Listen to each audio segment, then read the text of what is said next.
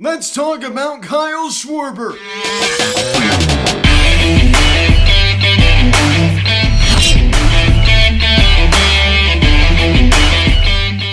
Yo, what is going on, everybody? Welcome to Phillies Sensitive Media, and today we're going to be talking about why Kyle Schwarber would be a great addition for the Phillies. Now, I guess before getting into this video, please subscribe if you have not yet. Please engage the bell. Please like this video, comment on this video, share this video, and let's get into this. This is a dead time right now to be a baseball fan. Not only is it the off-season, but the lockout onto that as well. I mean, it is just dead silent. Of course, weekly updates, everything is running as scheduled. Video in the middle of the week.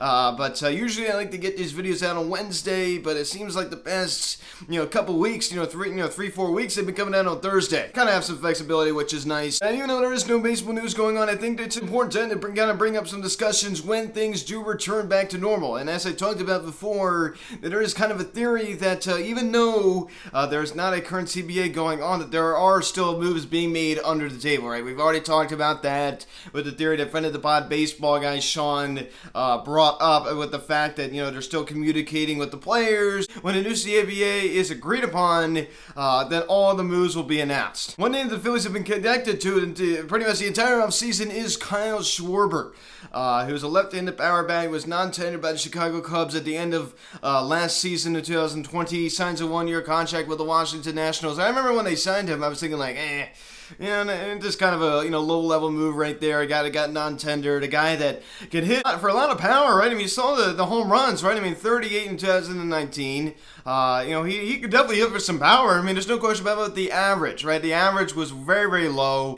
He's on. We saw that in June of 2021.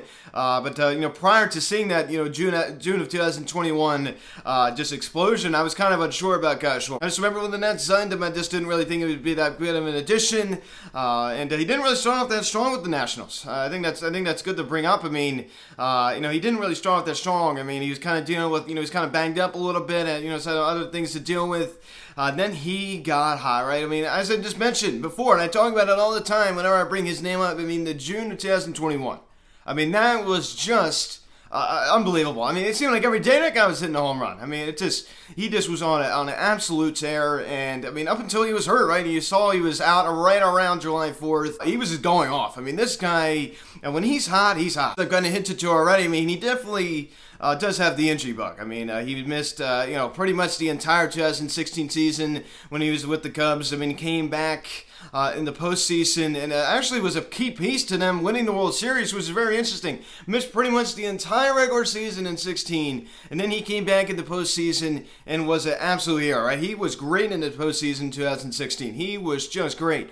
And I'm sure the Cubs, I mean, are really just, kicking themselves in the foot for not, tendering his contract. And he didn't have an awful 2020 season. There are some downsides to Schwarber, as I've hinted to, with the injuries. And also the inconsistencies. How he started off 2021. I'm not going to say dreadful. I'm not going to use the word dreadful. He definitely wasn't hot, and then he got hot. And when he was with Boston, he was pretty consistent. I will say that. I mean, he had a consistently, good. I mean, I'm going to say like half the season there.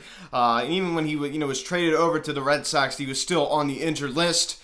And then came back around mid-August. He just fits the Phillies. I mean, this guy just fits the Phillies. And his name was really connected to the New York Mets, if y'all remember. But the Mets, I mean, Steve Cohen, he's one of this insane, shopping spree, with starring Marte, Mark Canha, Max Scherzer. I mean, this guy has just went off this offseason, right, prior to the lockout. And that's why I don't see Schwarber going to the Mets. I think it's really, really unlikely now. I mean, Cohen just keep throwing out more money. I mean, possibly, right? I mean, he could go there. I mean, I'm not ruling it out. I mean, there's no question it's less likely now. I'm sure that the Red Sox would like to have him back. I mean, he really seemed to fit the Red Sox as well as I just talked about. But with the DH likely coming to the NL, Schwarber makes a little more sense. But guess what? I mean, I don't really see him seeing much time in the designated hitter. I just don't. I see him out left field. I mean, I think all the Phillies fans do. There's a huge gaping hole, not only in center field, with the Duval Herrera, with the Phillies deciding not to bring him back and letting him elect free agency. But after Andrew McCutchen's option was declined, now what does the future hold in left field? I mean, Kyle Schwarber, a guy who it just produces so much power, right? I mean, you saw what he did in the windy city of Chicago. When that wind is blowing out, man, I mean, that's a hitter's dream right there, man. That is just a hitter's dream. When that wind is blowing out in the windy city of Chicago, that is a hitter's dream. And Kyle Schwarber took advantage of that, right? I mean, this is a guy that can hit the ball to all fields. Most hitters in general, especially left-handers, though, just like to pull the baseball. I mean, it feels good, right? It's kind of just your natural feeling to want to pull the baseball. But Kyle Schwarber, who's a power hitter, I mean, power hitters are even more prone to, want to pull the baseball. This guy, in my opinion, does a pretty good job of hitting the ball to all fields. I mean, just go take a look at the film, man. I mean, the film speaks for itself. I'm not saying the majority of where he hits the baseball is to the opposite field or to center field, but I'm only going to say is that he does a very good job at hitting to all fields. I mean, he definitely peppers the ball all over the ballpark, which I like to see. That's a sign of a guy that, is balanced with his swing, right? He's not trying to pull the ball. As I just said, he's not trying to pull everything. I mean, that's a big problem, that Rhys Hoskins is going through.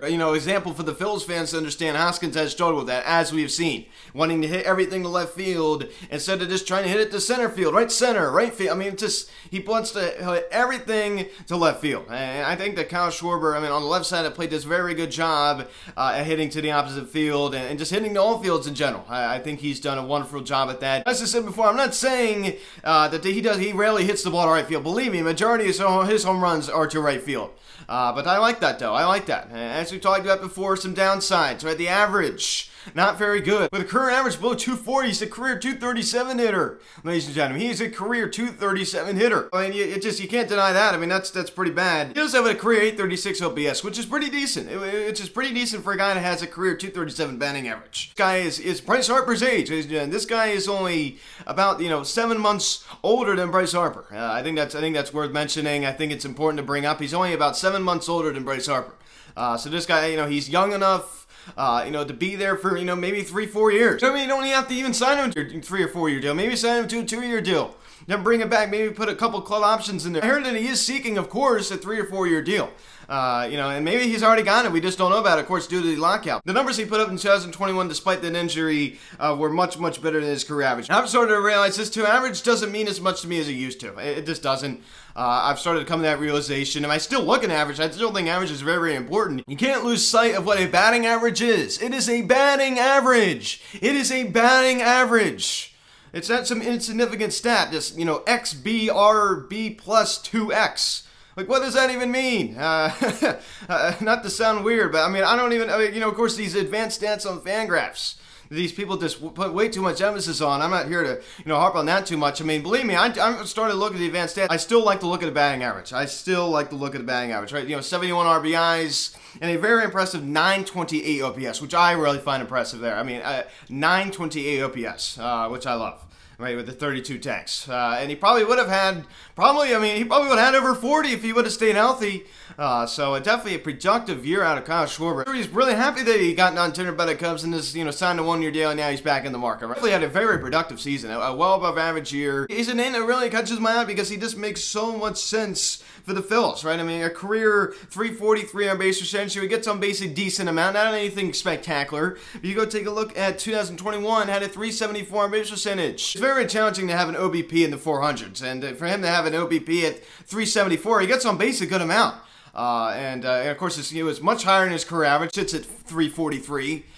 So as I keep mentioning, every stat I go over, it seems like he had a year that was above his career average. There's no question about that. As I mentioned before, the 38 home runs in 2019. Hit 250. So as I keep going back to, I'm going to keep saying, the guy just doesn't hit for our average, right? And that's okay. We have guys in this team who are going to hit for average, assuming Gene Segura sticks around, right? He was kind of weird with his Instagram, with him removing all his pictures and all that. That was kind of weird. Bryce Harper, the reigning NL MVP at 309 this past year, ladies and gentlemen. JT Muto, a guy that can hit in the 270s. Alec Boehm, a guy that hit over 300 in the shortened 2020 season in his rookie year. So he's capable of hitting 300.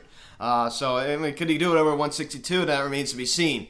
But my point is, it's okay, man. It's okay. He would rake at CBP. He would absolutely rake. I don't think I even need to say that. I've already said it before. It's a little sandbox. And there's one thing I want to keep talking about. He's a lefty. You have Matt Vierling, who was a great rookie for the Phillies this past year. You can have a little platoon going with Schwarber and Vierling. That would just be great.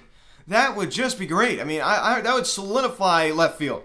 And with the DH coming, maybe you just put Veering out there in left, and then you put Schwarber as the DH. Give Reese a night off. I really, really like this. I think Kyle Schwarber would be great, and I do think he will end up with the Phils. The new CBA is agreed on, and all loose ends are tied up. I do think that we will see Kyle Schwarber in a Phillies uniform by the start of next season. I just have a good feeling about it. This seems like a Dombrowski move to me. I just really, really like this guy. I really do. I mean, I've done more research. He's not a liability out left field at all. I mean, he played decent defense. He's not anything great, though. I expect him to do anything great because he's not. But he's a decent defender. He plays a good left field. I'd be very happy with this move. I would just be very happy with this move. I mean, honestly, this guy could easily top 40. I mean, his career high is 38. This guy could easily top 40 easily. Easily. I mean, this is a guy that's going to drive in close to 100 runs a year. I mean, if he hit a CVP, he definitely would have 100 plus RBIs. Career high in RBIs is 91 in 2019. So by far, I don't know. If you want to say 2019 was better, I mean, if he was healthy, 2021 definitely would have been the better season. Of course, with the home runs and the RBIs, 2019 definitely was superior to 2021. But if 2021 was a normal, healthy year for Kyle Schwarber, I definitely think 2021, no question, undoubtedly would have been a better season. And it was still a great year. So this makes a lot of sense for the Phils. So make this move, Dan Dombrowski, right? Even though there is the lockout right now, sure, you can still make calls under the table. So it's just kind of weird. I mean, we haven't been through these times. Of course, the last lockout in the 1994-1995 season was way before my time, 10 years before I was born. So this is crazy times to be a baseball fan. Let it all soak in. So I'll see you all for the weekly update on Saturday. So hope you all enjoyed this video. Comment down below. I definitely see Schwarber. Of course, he is reportedly seeking a 3 to 4 year deal. I realistically see him getting 2 to 3 year deal. He's still relatively young. I mean, he's Bryce Harper's age. He's very, very young. So I love this, man. I mean, I just love it. As soon as you watch this video, please subscribe if you have not yet. Please do engage with the bell. Please like this video, comment on this video, share this video. Check out the social media link in the description section at Phillies Handstove Media, Instagram, TikTok, Finance, Instagram, at Handstove Media on Twitter. Call or text 267-225-3292. Email it, phillieshandstovemedia@gmail.com. So guys, since you're watching, comment down below. Do you think the Phillies will land Schwarber when this lockout is over, right? I mean, it goes without saying. So I'll see you on Saturday. I'm Luke, and I'll talk to you later. I'll see you guys.